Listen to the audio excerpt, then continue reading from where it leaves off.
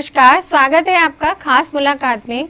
और आज हमारे साथ स्टूडियो में मौजूद हैं इंटरनेशनल मोटिवेशनल स्पीकर और फेमस मैनेजमेंट गुरु विवेक बिंद्रा जी।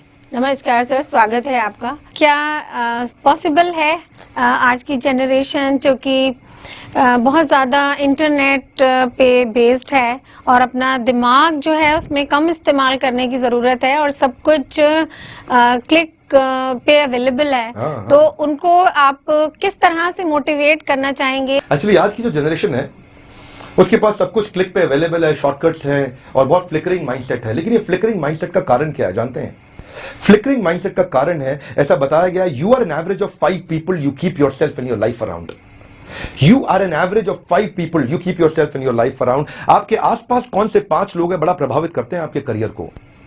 आपकी जो तनख्वाह है ना आज, your salary is most likely a median of 5 people you like to associate with। समस्या क्या है? समस्या इस बात में है कि आपका संग किससे, आपका एडवाइजर कौन है।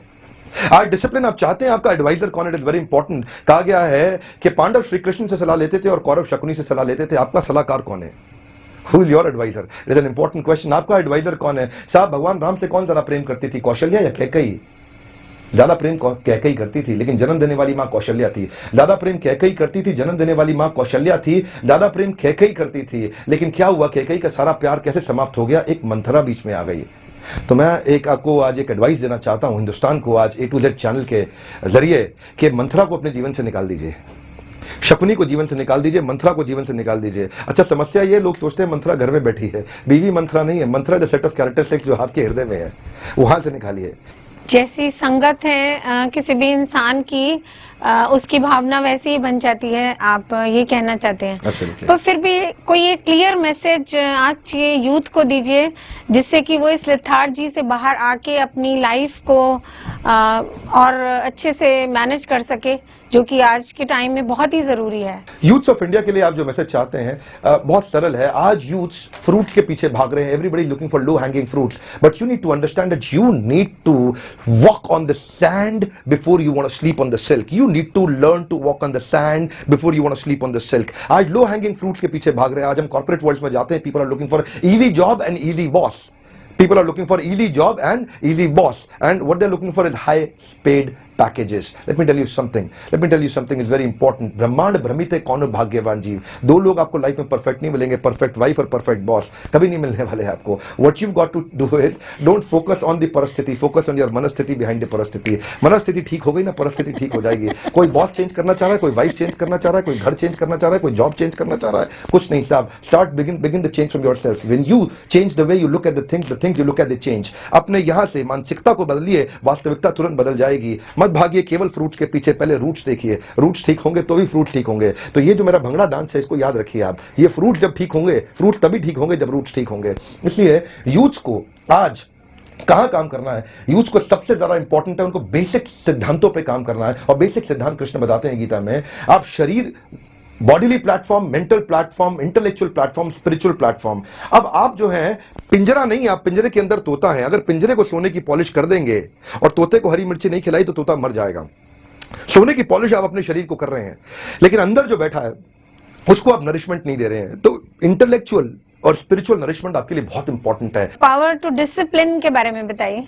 डिसिप्लिन के विषय में बड़ा अच्छा कृष्ण ने बताया भगवद गीता में 6 अध्याय के 17वें श्लोक में। भगवद गीता को मैं एक धार्मिक किताब नहीं मानता, इसको मैं एक मैनेजमेंट और लीडरशिप की बहुत पावरफुल किताब मानता हूं।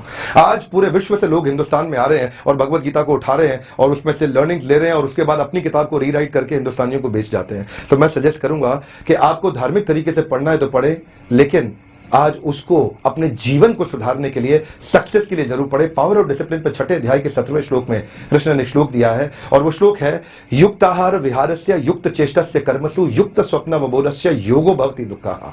युक्त आहार, युक्त विहार, युक्त चेष्टा, युक्त स्वप्न, युक्त भोगा। यानी कृष्ण कह रहे हैं everything is got to be regulated. हर एक चीज रेगुलेटेड होनी चाहिए। युक्त आहार, खाना भी कैसा रेगुलेटेड। कुछ लोग बहुत कम खाते हैं, कुछ बहुत ज्यादा खाते हैं, दोनों डेंजरस हैं। कुछ डाइटिंग के चक्कर में फंस जाते हैं और कुछ अजीवा के स्वाद के चक्कर में फंस जाते हैं, दोनों डेंजरस है। कृष्ण कह रहे हैं युक्त आहार, युक्त विहार, युक्त चेष्टा, जो आपका कर्म है regulated, is called work life balance. Your 9 to 5, 9 AM to 5 PM is directly proportionate to your 5 PM to 9 AM। आपका सुबह 9 से शाम 5 तक कैसे बीतता है, वो शाम को 5 से सुबह 9 को बहुत प्रभावित करेगा। तो हमें प्रभावित होने के साथ साथ प्रभु भावित होने के लिए बड़ा अच्छा उपाय कृष्ण ने दिया है कि सब चीजों को रेगुलेट कर लें।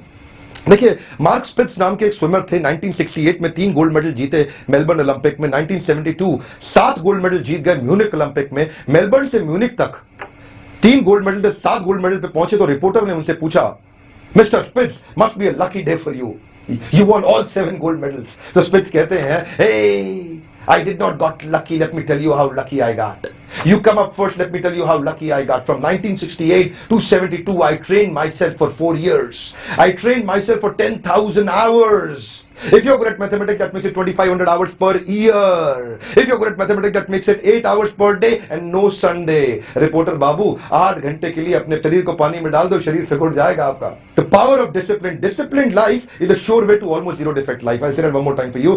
Disciplined life is a sure way to almost zero defect life. Krishna बड़ा फोकस करते हैं कि आज किसी स्टूडेंट को, आज किसी कॉर्पोरेट को, किसी गृहिणी को, किसी लॉयर, डॉक्टर, चार्टर्ड अकाउंटेंट को कभी भी सफल होना है तो एक रिचुअल डिसिप्लिन का बनाना बहुत आवश्यक है। Discipline life is a sure way to almost zero defect life.